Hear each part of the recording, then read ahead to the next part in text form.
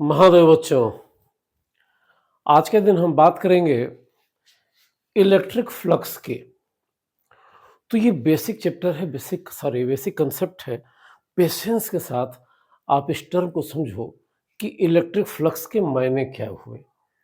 Okay, basically flux की meaning क्या है, ये जानना ज़्यादा ज़रूरी है।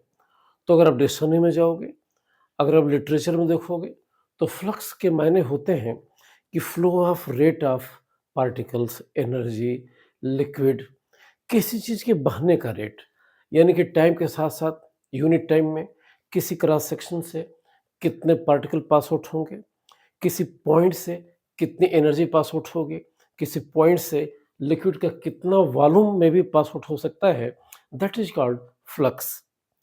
अब देखो कंट्राडिक्शन क्या है कि इलेक्ट्रोस्टैटिक्स में जो चैप्टर आप पढ़ रहे हो, कोई चीज़ ऐसे नहीं है जो मूवेबल हो। चार्जेस स्टैटिक हैं और हम उनके इंटरेक्शन की बात करते हैं। तो यहाँ पर शब्दों से ऐसा लगता है कि इलेक्ट्रिक फील्ड फ्लो कर रही है और हम उसके फ्लो के रेट को निकालना चाहते हैं। लेकिन ये फ्लक्स शब्द की मीनिंग को लेकर कन्फ्यूजन हो सकता है, जो कि वहाँ सही है। लेकिन यहाँ पर फ्लक्स उस रेफरेंस में, उस मीनिंग में, यूज़ में नहीं आया है। तो प्रश्न ये है कि तब इलेक्ट्रिक फ्लक्स के मायने क्या हैं? वहाँ तक पहुँचने के पहले हम कुछ और चीज़ों को देखें, और ये चीज़ें मैथमेटिकल इंटरप्रिटेशन नहीं है इलेक्ट्रिक फ्लक्स की, लेकिन उसके कंसेप्ट को क्लैरिफाई करने के लिए जो मैं एग्जांपल ले रहा हूँ, जो मैं बातें बता रहा हूँ, वो ज़्यादा ज़रूरी है। ओके, तो ज़रा समझिए इस बात को। जैसे मान लो मैं कहता हूँ कि फलाँ जगह से जो इलेक्ट्रिक फ्लक्स निकला वो इतना निकला, तो इलेक्ट्रिक फ्लक्स के मायने क्या है? देखो, किसी स्पेस में हम ये एज्यूम करते हैं कि हर पॉइंट पर इलेक्ट्रिक फील्ड यूनिफॉर्म है, पूरी जगह में इलेक्ट्रिक फील्ड क्या है? यूनिफॉर्म है, और हम इसे फाइंड आउट करते हैं। तो मान लो ये कोई कमरा है और किसी ने आपसे कहा कि बताओ कि यहाँ इलेक्ट्रिक फील्ड का नेचर क्या है? हमें पता है कि हम जानते हैं, वी नो दैट, कि इलेक्ट्रिक फील्ड हर जगह यूनिफॉर्म है, लेकिन आपको नहीं पता है। आपको एफर्ट करना है और हर पॉइंट बताना है कि इलेक्ट्रिक फील्ड का नेचर क्या है। तो यहाँ देखा, तो इलेक्ट्रिक फील्ड की वैल्यू उतनी ही है जितनी कि यहाँ है, उतनी यहाँ है, उतनी यहाँ है, उतनी यहाँ है। थ्रू आउट कमरा आपने देख लिया, हर एरिया में, हर पॉइंट पर इलेक्ट्रिक फील्ड का मैग्नीट्यूड सेम है, डायरेक्शन सेम है। तो हमने कहा कि आपने पूरे स्पेस से, पूरे से एरिया से इलेक्ट्रिक फ्लक्स फाइंड आउट कर लिया है। तो इसको क्यों ना ऐसे समझें कि इलेक्ट्रिक फ्लक्स सिर्फ इलेक्ट्रिक फील्ड ही फाइंड आउट करना नहीं है। इलेक्ट्रिक फील्ड तो हर जगह सेम है, यहाँ भी वही है, यहाँ भी वही है, यहाँ भी वही, हर जगह वही है। कैसे इलेक्ट्रिक फील्ड?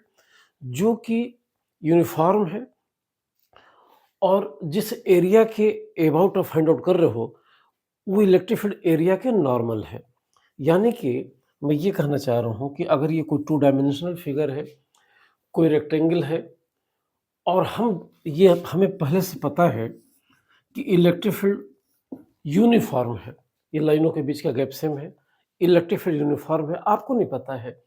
आपसे कहा जाए कि यहाँ इलेक्ट्रिक फील्ड निकालो, आपने कहा 10 न्यूटन बाई कूलम्ब है, यहाँ निकालो 10 न्यूटन बाई कूलम्ब है, यहाँ निकालो 10 न्यूटन बाई कूलम्ब है, पूरी स्पेस में इलेक्ट्रिक फील्ड सेम है। तो इस आपके एफर्ट को अगर कोई नाम देना हो, तो हम ये तो कहेंगे नहीं कि आपका आपका एफर्ट इलेक्ट्रिक फील्ड है। आपका एफर्ट ऐसा है कि आपने पूरे स्पेस में, पूरे एरिया में इलेक्ट्रिक फील्ड निकाला और उसकी वैल्यू को हर जगह सेम पाया, तो हम कहेंगे कि आपने इलेक्ट्रिक फ्लक्स फाइंड आउट किया है। तो the measurement of your effort to find the uniform electric field at all the points in a given space may be in a way defined as electric flux.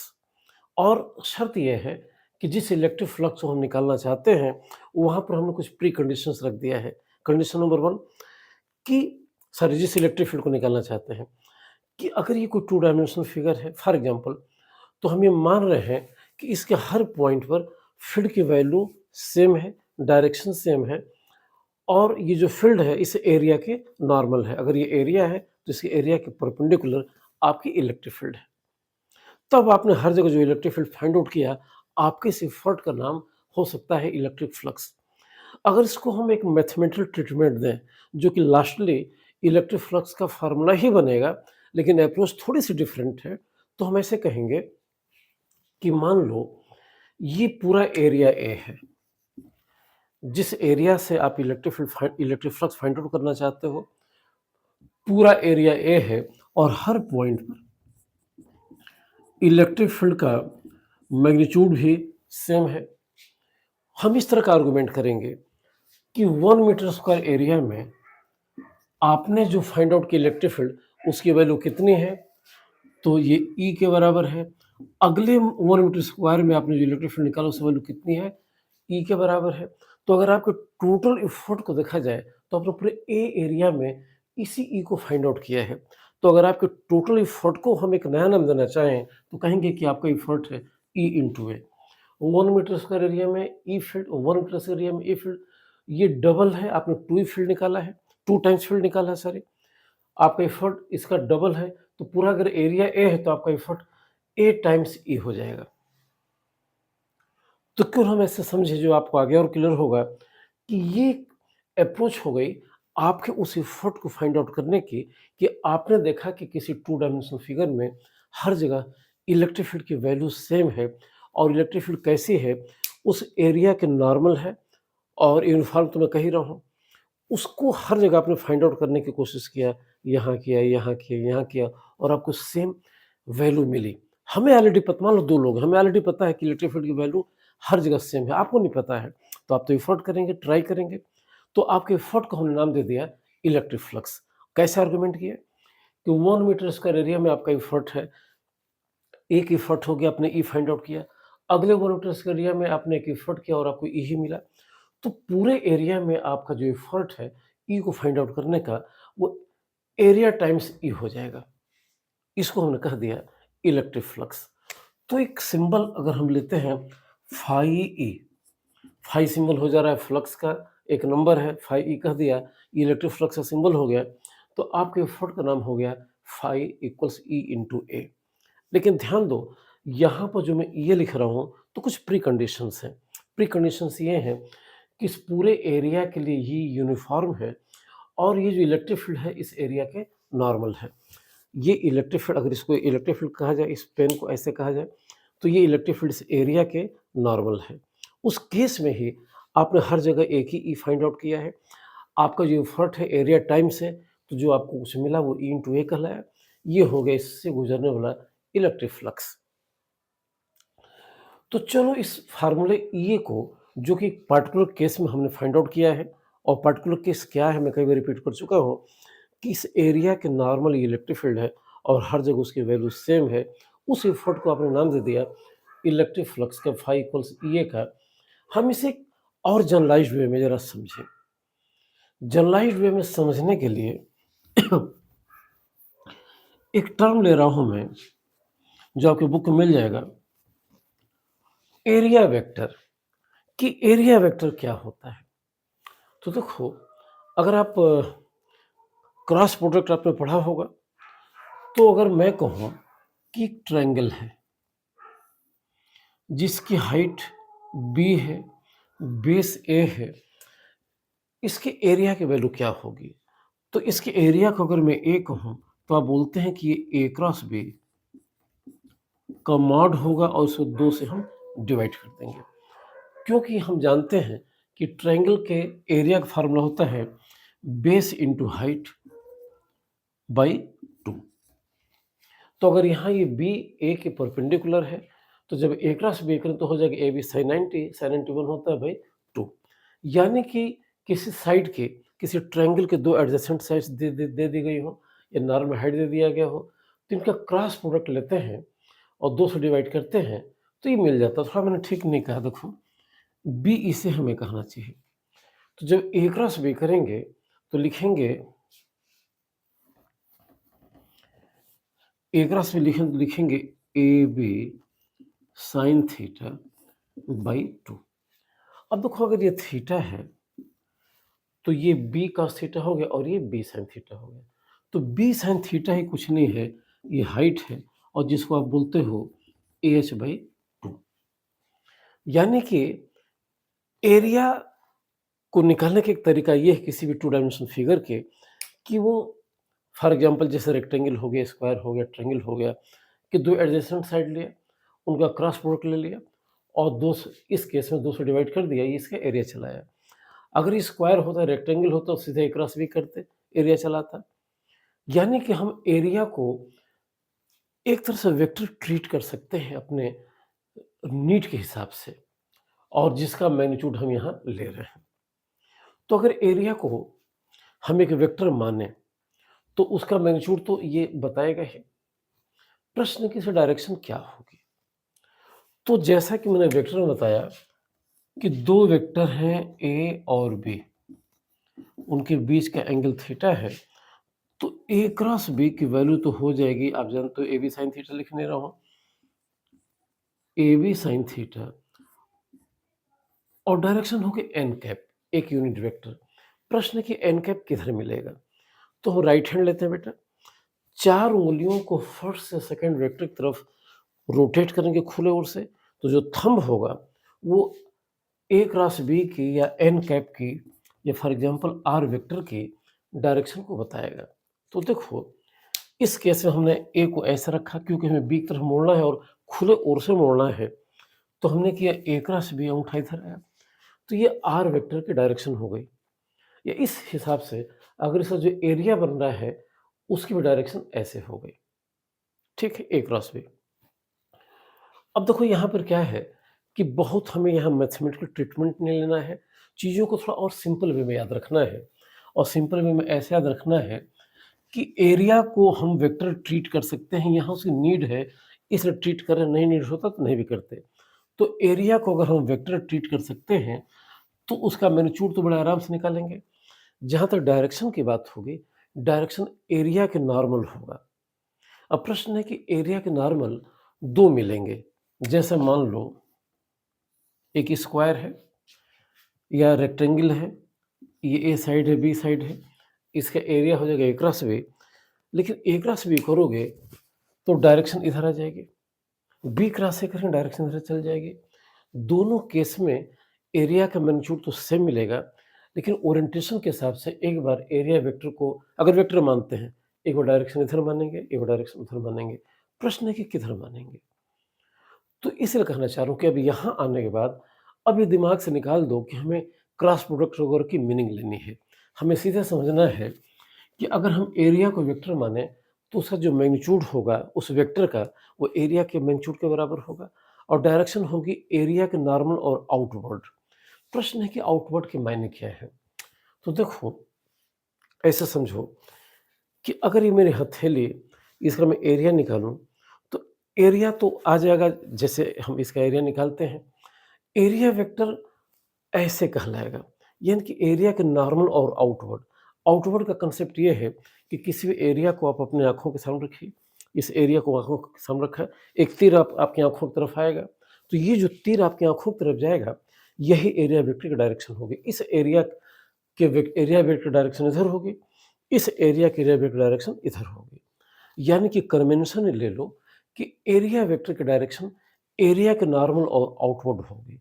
तो 2 बातें समझ में आ रही हैं कि एरिया को यहाँ पर डेलिबरेटली हमने वेक्टर माना है, जिसका मैग्नीट्यूड एरिया के नॉर्मल होगा, तो एरिया के वैल्यू के बराबर होगा और डायरेक्शन एरिया के नॉर्मल और आउटवर्ड होगी। आउटवर्ड का नोशन ये है कि एरिया को आप अपनी आँखों के सामने रखिए, जो बाहर की तरफ नॉर्मली एरो इधर आएगा, that will be the direction of area vector. यहाँ के लिए अगर हम एरिया को ऐसा रखते हैं तो एरिया वेक्टर डायरेक्शन होगी, इसके लिए एरिया वेक्टर डायरेक्शन इधर होगी। ये कन्वेंशन लेकर हम चलते हैं। तो अगर वेक्टर को हमें लिखना हो तो कि मैग्नीट्यूड होना चाहिए, डायरेक्शन होना चाहिए। तो मान लो कि 2 एरिया ले लिया, ये 1 मीटर स्क्वायर है, ये 7 मीटर स्क्वायर है फॉर एग्जांपल, ये मान लो 25 मीटर स्क्वायर है। तो हम एक स्केलिंग करेंगे, हम मान लेंगे कि 1 मीटर स्क्वायर को अगर हम इक्विवेलेंटली 1 सेंटीमीटर से रिप्रेजेंट कर रहे हैं, तो इस एरिया वेक्टर की जो लेंथ हो जाएगी वो 1 सेंटीमीटर के बराबर हो जाएगी। इसकी लेंथ 7 सेंटीमीटर के बराबर हो जाएगी, इसकी लेंथ 25 सेंटीमीटर के बराबर हो जाएगी और ऐसे हो जाएगी। इसका एरिया वेक्टर इधर हो गया, इसका एरिया वेक्टर थोड़ा बड़ा है तो 7 है तो इधर हो गया, इसका एरिया वेक्टर और बड़ा है तो यूँ हो गया।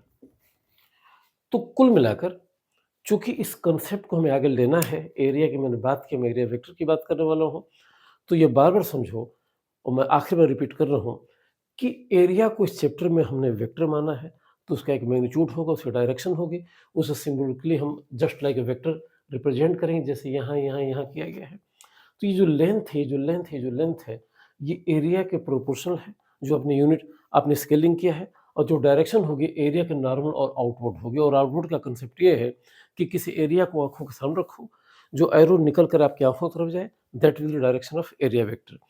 अगर ये फिगर क्लोज होता, जैसे ये रेक्टेंगल सॉरी ये क्यूब होता है, बाय द वे क्यूब होता है, तो यहाँ पर एरिया वेक्टर के डायरेक्शन को लेने में कोई दिक्कत नहीं आती, क्योंकि क्लोज फिगर में आउटवर्ड इधर कहलाएगा, आउटवर्ड इधर होगा, आउटवर्ड इधर होगा, आउटवर्ड इधर होगा।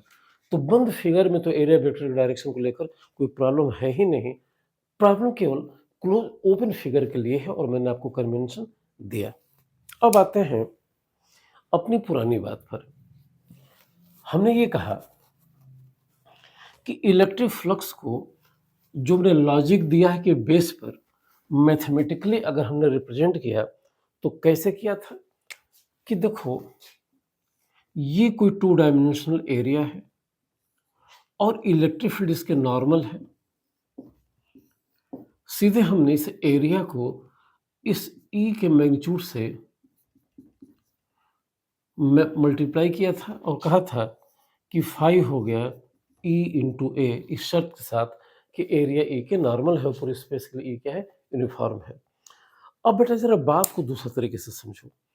अगर मैं ये कहूँ कि इलेक्ट्रिक फील्ड है, ये इलेक्ट्रिक फील्ड है, थोड़ा ध्यान से देखना, ये या ऐसे चलो, ये इलेक्ट्रिक फील्ड है, ये जो ब्लैक है ये इलेक्ट्रिक फील्ड है और इस एरिया के नॉर्मल है। अगर कोई कहे कि इसका एरिया वेक्टर की दिशा क्या होगी तो इधर हो जाएगी। मीन्स इस केस में एरिया वेक्टर और ई क्या हो गए, पैरेलल हो गए। यानी कि ई और ए के बीच का एंगल क्या हो गया, 0 डिग्री हो गया। तो अगर हम इसको ऐसे लिखें, ई डॉट ए, तो इस केस में बात वही हो जाएगी। ई डॉट ए लिखेंगे तो लिखेंगे ई की वैल्यू ए की वैल्यू ए और ई और ए के बीच का एंगल 0 डिग्री है, का 0 होता है 1। यानी कि जो पर्टिकुलर अप्रोच थे उसको थोड़ा-सा जनरलाइज़ कर दिया कि ई को हम लिख दिया इस केस में ई डॉट ए। अब आओ इस लॉजिक को थोड़ा-सा आगे बढ़ाते हैं। ज़रूरी नहीं है कि एरिया वेक्टर हमेशा ई के नॉर्मल हो सकता है एरिया वेक्टर ऐसे है, इलेक्ट्रिक फील्ड कुछ यूँ है, यानी कि ई और ए के बीच कोई एंगल हो सकता है। मीन्स अगर हम एक डायग्राम बनाते हैं और उसमें इलेक्ट्रिक फील्ड तो यूनिफॉर्म है, सॉरी देखो इस डायग्राम को, इस डायग्राम में इलेक्ट्रिक फील्ड मान लो यूनिफॉर्म है, लेकिन उसकी डायरेक्शन एरिया वेक्टर के पैरेलल नहीं है। एरिया वेक्टर कुछ यूँ है, जैसे मैंने एक एरो लगा दी, इनके बीच का एंगल थीटा है। तो हमें ई की वही वैल्यू चाहिए जो ए के पैरेलल है, क्योंकि हमने क्या कहा कि फाई होता है ई इंटू ए, यानी कि या तो इलेक्ट्रिक फील्ड एरिया वेक्टर के नॉर्मल हो, सॉरी इलेक्ट्रिक फील्ड एरिया के नॉर्मल हो या इलेक्ट्रिक फील्ड एरिया वेक्टर के पैरेलल हो। यहाँ पे इलेक्ट्रिक फील्ड एरिया वेक्टर के पैरेलल नहीं है, लेकिन ई का जो कंपोनेंट इधर मिलेगा E cos theta, E cos theta A के पैरेलल है, तो हमें ई की वही वैल्यू लेनी है जो एरिया वेक्टर के पैरेलल हो। तो यहाँ से बड़े आराम से फाई अगर निकालते तो लिखते ई कॉस थीटा इंटू ए, लेकिन फिर इसे हम लिखते ये कॉस थीटा जो हो जाता है ई डॉट ए। यानी कि धीरे-धीरे ये फार्मूला जनरलाइज़ हो रहा है कि किसी स्पेस में अगर इलेक्ट्रिक फील्ड यूनिफॉर्म है और वो एरिया वेक्टर से किसी भी एंगल पर है, तो इन दोनों का जो डॉट प्रोडक्ट होगा, वो उस स्पेस से, उस 2 डायमेंशनल फिगर से पास आउट होने वाले इलेक्ट्रिक फ्लक्स को बताएगा। अब एक आखिरी बात, मान लो कि कुछ ऐसा सबसे बेढंगा केस चला है, भिड़ंगा केस ये है कि ये कोई एरिया है और इससे गुजरने वाली ये इलेक्ट्रिक फील्ड है।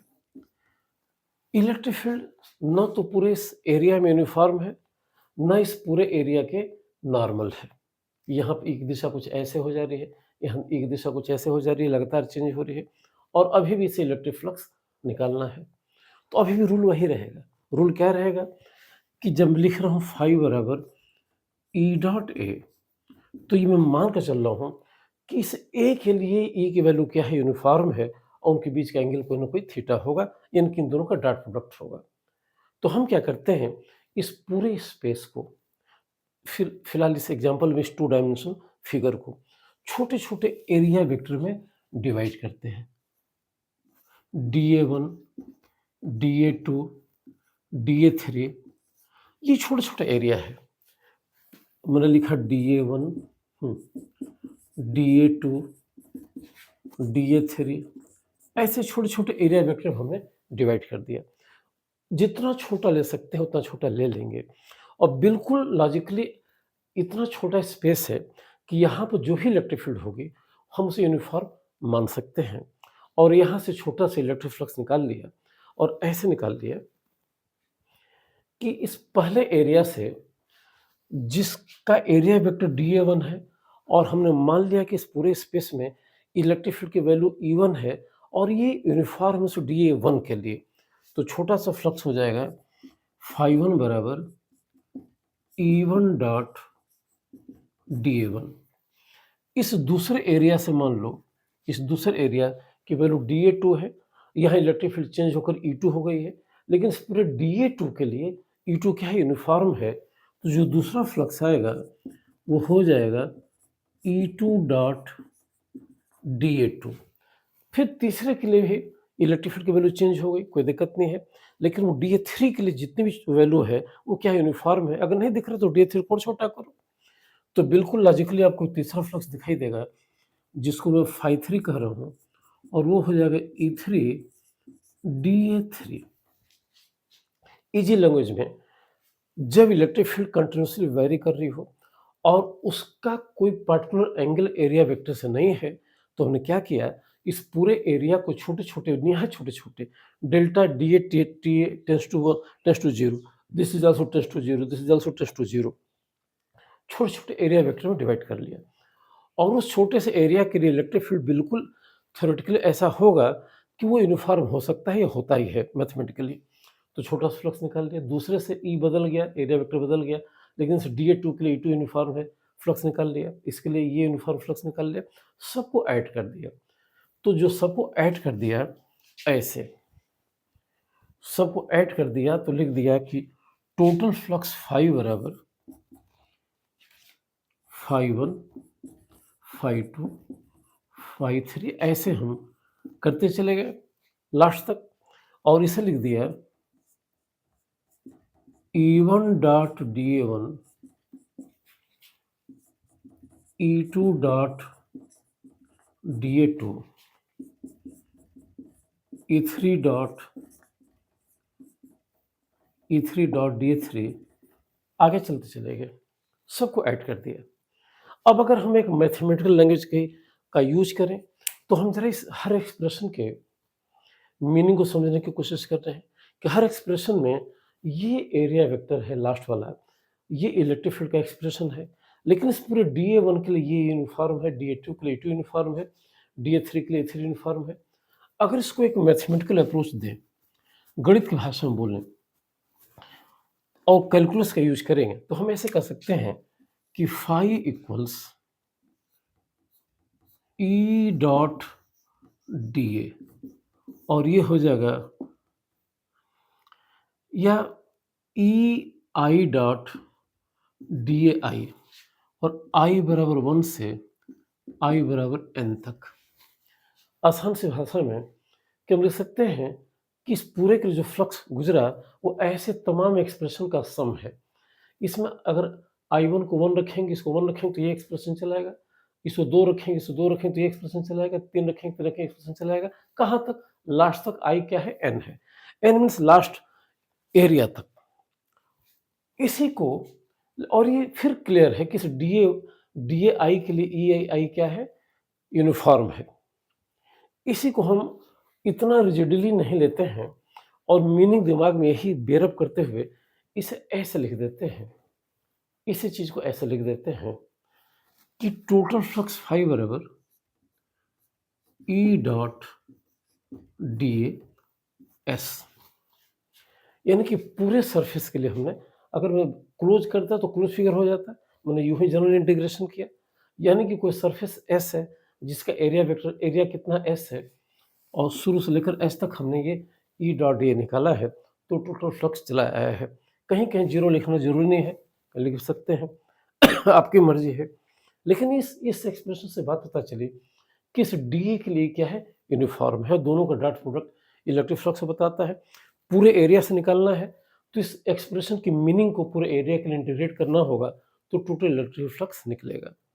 तो अब आ जाओ कि हम यहाँ का रुक गए कि किसी एरिया से, जिसको मैं ए कह दे रहा हूँ, चलो इस एक्सप्रेशन के हिसाब से टोटल इलेक्ट्रिक फ्लक्स निकालना है, तो उस पूरे एरिया के लिए ई डॉट डी ए का जो इंटीग्रेशन होगा उससे पास आउट होने वाला टोटल इलेक्ट्रिक फ्लक्स होगा। अब बात करते हैं कि अब इलेक्ट्रिक फ्लक्स को कैसे डिफाइन करें। ये तो मैथमेटिकल फार्मूला हो गया। तो क्या है, इलेक्ट्रिक फ्लक्स की वैल्यू तो इतनी होती है, लेकिन डेफिनेशन ऐसे नहीं होती है। डेफिनेशन के लिए हम ये मानते हैं कि जहाँ इलेक्ट्रिक फील्ड ज़्यादा होगी वहाँ पर यूजुअली फ्लक्स ज़्यादा होगा, जहाँ इलेक्ट्रिक फील्ड कम होगी यूजुअली फ्लक्स कम होगा। यानी कि फील्ड लाइंस की जो रिलेटिव डेंसिटी है वो इनडायरेक्टली फ्लक्स के मैग्नीट्यूड को डिटरमाइन करती है। फील्ड लाइन जितनी पास पास होंगी, आसान सी भाषा में फील्ड जहाँ स्ट्रॉन्गर होगी वहाँ फ्लक्स ज़्यादा होगा, जहाँ फील्ड लाइन से दूर दूर होंगी फील्ड की डेंसिटी कम होगी, फील्ड वीकर होगी वहाँ फ्लक्स कम होगा। इस हिसाब से जब हम इस एरिया ए से इलेक्ट्रिक फ्लक्स को डिफाइन करते हैं तो डेफिनेशन ये उभर कर आती है, ध्यान से सुनना डेफिनेशन क्या है। Electric flux through a given area is directly proportional to the number of field lines passing through that area. Again, I am repeating, electric flux through a given area is directly proportional to the number of field lines passing through that area. ये मैंने कहीं नहीं कहा कि जो electric flux है इससे गुजरने वाली फील्ड लाइंस की वैल्यू के बराबर होता, नहीं कहा, हमने कहा प्रोपोर्शनल होती हैं। मीन्स जितनी ज़्यादा फील्ड लाइंस होंगी फ्लक्स उतना ज़्यादा होगा, जितनी फील्ड लाइंस कम होंगी फ्लक्स उतना कम होगा। लेकिन ये नहीं कहेंगे कि फ्लक्स इनके नंबर के बराबर होगा, ये जरूर कहेंगे कि फ्लक्स इनके नंबर के डायरेक्टली प्रोपोर्शनल होगा। ये नंबर जितना ज़्यादा होगा का मतलब ये हुआ फील्ड लाइंस उतनी स्ट्रॉन्गर होते पास पास है तो फ्लक्स भी ज़्यादा होगा, नंबर कम होगा तो इनको दूर दूर मान सकते हैं, फील्ड वीकर होगी फ्लक्स भी कम होगा। तो डेफिनेशन ये बने कि किसी गिवन एरिया से पास आउट होने वाली इलेक्ट्रिक फ्लक्स क्या है, it is directly proportional not equal, it is directly proportional to the number of field lines passing through that area. यही कन्वेंशन हम लेकर चलते हैं इलेक्ट्रिक फ्लक्स की डेफिनेशन को, और एक्सप्रेशन के लिए फार्मूला हो जाता है ई डॉट डी ए का इंटीग्रेशन पूरे सरफेस के लिए। तो बेटा ये बात हो गई इलेक्ट्रिक फ्लक्स की। अब इसको क्लैरिफाई करने के लिए मैं एक दो एग्जांपल ले रहा हूँ तो कुछ बातें समझ में आएंगे। जैसे मान लो कि इसी फार्मूले को हमें यूज करना है और एक गिवन फिगर से हमको इलेक्ट्रिक फ्लक्स निकालना है। तो देखो एक मैंने रेक्टेंगल बना दिया, सॉरी एक मैंने सिलेंडर बनाया, दिस इज सिलेंडर। थोड़ा और अच्छा बनाते हैं, this is cylinder. Length of the cylinder is L and its radius is R. Its radius is R. This hypothetical cylinder, ये सिलेंडर किसी मेटल का नहीं बना हुआ है, एक काल्पनिक सिलेंडर है जो 3 डायमेंशनल हमने बना दिया है। This cylinder is kept in a uniform electric field E not. Means particularly हमने जानबूझ से लिया है कि यहाँ से लेकर यहाँ तक पूरे सिलेंडर के स्पेस के भीतर इलेक्ट्रिक फील्ड का मैग्नीट्यूड सेम है, डायरेक्शन फिक्स है, इनकी इलेक्ट्रिक फील्ड यूनिफॉर्म है। हमें सिलेंडर से पास आउट होने वाला टोटल फ्लक्स निकालना है। पहले तो फ्लक्स निकालना क्रॉस सेक्शन 1 से, फिर निकालना क्रॉस सेक्शन 2 से, और फिर निकालना है इस कर्व सरफेस से, इस कर्व सरफेस से क्रॉस सेक्शन 3 से। देखते हैं हम लोग कैसे निकालेंगे। तो देखो, अगर मैं इसकी बात करूं, क्रॉस सेक्शन 1 की बात करूं, तो ये क्लोज फिगर है। तो अगर क्लोज फिगर है तो जो भी इसका एरिया वेक्टर होगा वो एरिया के नॉर्मल और आउटवर्ड होगा। तो बंद फिगर में तो ये आउटवर्ड हो गया, ये इसका एरिया वेक्टर हो गया, चलो जिसको हमने A1 कहा। ये बंद फिगर है, इसका अगर एरिया वेक्टर लेते तो इसके नॉर्मल और आउटवर्ड होता, ये A2 होता। ये इसका एरिया वेक्टर इधर हो जाता, A3 हो जाता।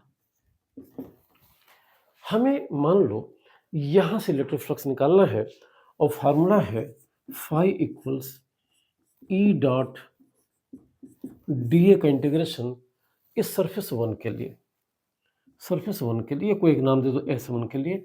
इस सरफेस का पूरा एरिया हमने मान लिया S1। अब देखो, इस पॉइंट पर एक जनरल पॉइंट ले लिया, कोई पॉइंट P ले लिया, इसका छोटा सा एरिया वेक्टर हमने ले लिया DA जो इधर होगा, और इलेक्ट्रिक फील्ड हो गई इधर।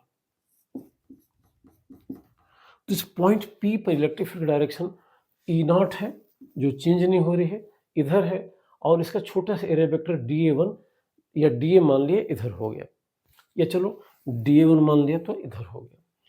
इस छोटे से एरिया से जो फ्लक्स गुजरेगा सीधे सीधे लिखेंगे E0, E vector electric field की वैल्यू कितनी है, E0 है, एरिया वेक्टर हो गया DA1, और इनके बीच का एंगल हो गया 180 डिग्री, तो हो जाएगा cos 180, और इंटीग्रेशन का साइन रखा।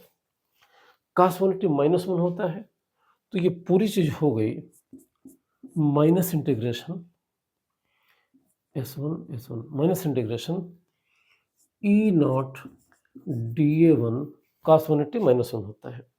यहाँ देखो E0 पूरे इस एरिया के लिए यूनिफॉर्म है, तो ये बाहर चला गया, इसका इंटीग्रेशन होगा नहीं, तो सीधे हो जाएगा E0 बाहर ले लिया तो इंटीग्रेशन DA1 हो गया।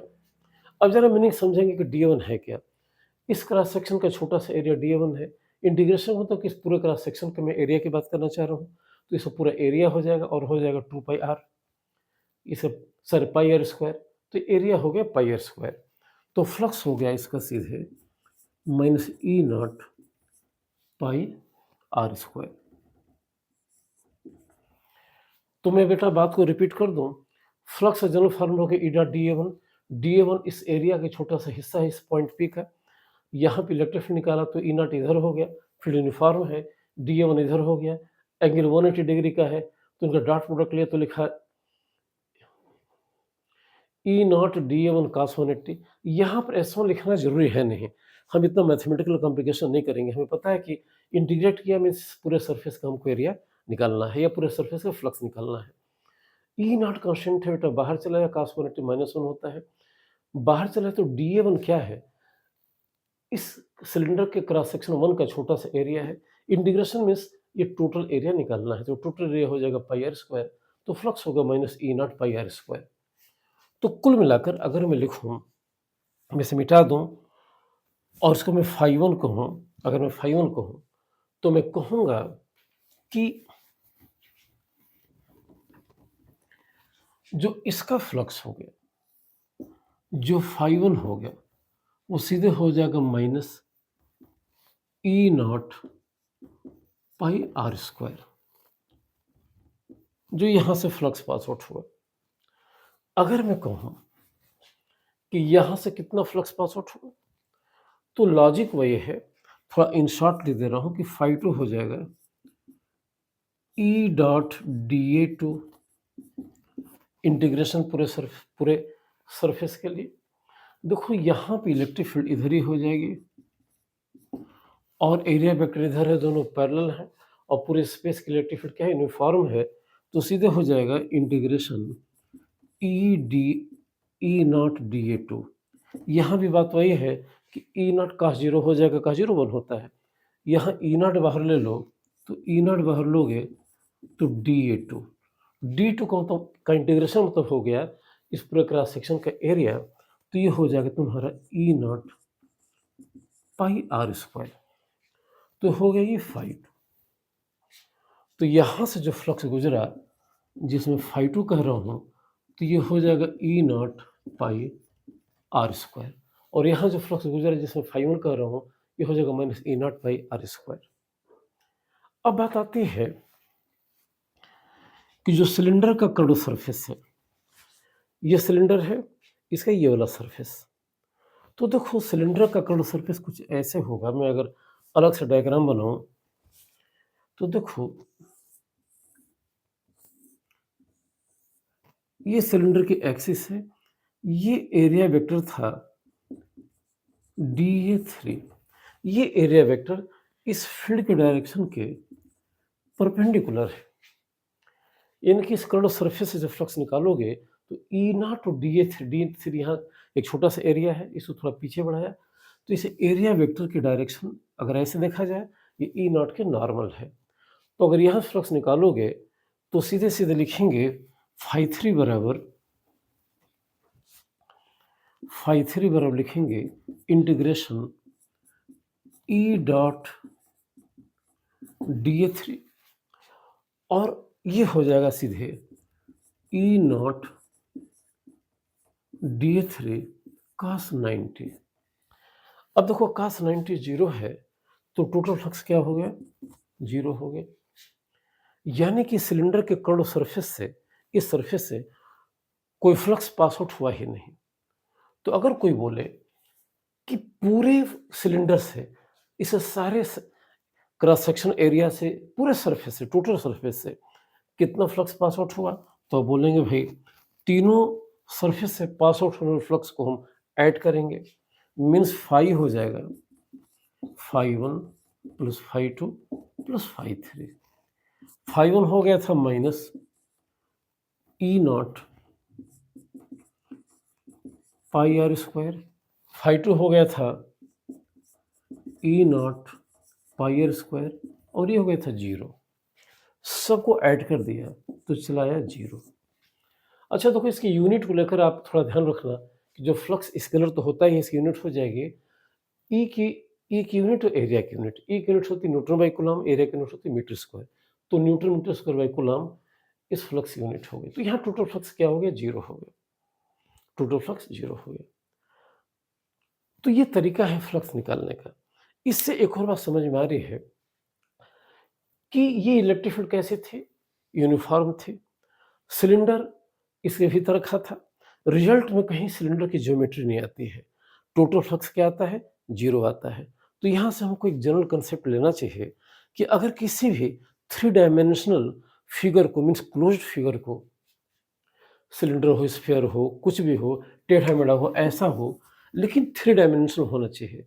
तो जब किसी भी थ्री डायमेंशनल क्लोज फिगर को हम किसी यूनिफॉर्म, एम्फेसिस क्या करो बेटा? यूनिफॉर्म, यूनिफॉर्म इलेक्ट्रिक फील्ड में रखते हैं, तो उस फिगर से गुजरने वाला टोटल फ्लक्स क्या होता है? जीरो होता है। तो इससे जस्ट एक फार्मूला, एक रिजल्ट आप दिमाग में रखो। तो ये हमने आपको आज काम भर बता दिया कि इलेक्ट्रिक फ्लक्स की मीनिंग क्या है और कैसे हम इलेक्ट्रिक फ्लक्स निकालेंगे। हालांकि जो मैंने पार्टिकुलर एग्जांपल लिया उसमें हमने क्लोज फिगर लिया, तो अगर ऊपर फिगर लेते तो भी क्या फ़र्क पड़ता? बस ई और ए के बीच का एंगल तो देखना था, ई डॉट ए करने थे, कोई भी एंगल हो सकता था। और लास्ट रिजल्ट दिया। रिजल्ट क्या है?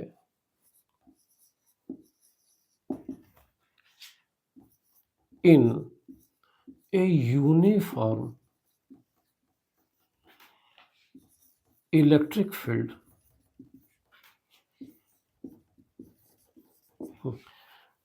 in a uniform electric field, net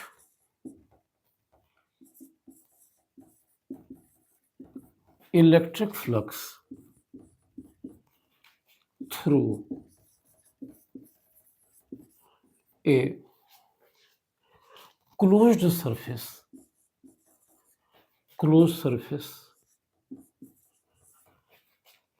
is zero. ये दिमाग में रखो। थोड़ा अच्छी राइटिंग नहीं है लेकिन मीनिंग समझ में आ रही है। डेलिबरेटली मैं वीडियो को यहाँ रुकता हूँ। हम आगे बात करेंगे नेक्स्ट वीडियो में कि इस फ़ॉर्मूले का यूज़ हम करेंगे किसी क्लोज़ फिगर के लिए, तो हम गॉस थ्योरम की बात करेंगे और गॉस थ्योरम की जो एप्लीकेशंस हैं, उनकी बात करेंगे। ये वीडियो बेटा बस इलेक्ट्रिक फ्लक्स के लिए एक इंट्रोडक्शन था। होपफुली कि आपको बात समझ में आई होगी। आप सबसे बेटा रिक्वेस्ट है कि वीडियो थोड़ा लाइक और सब्सक्राइब ज़्यादा करो, हो नहीं पा रहा है और मेरे लिए थोड़ा मुश्किल हो जा रही है। ठीक है बेटा, तब तक के लिए महादेव।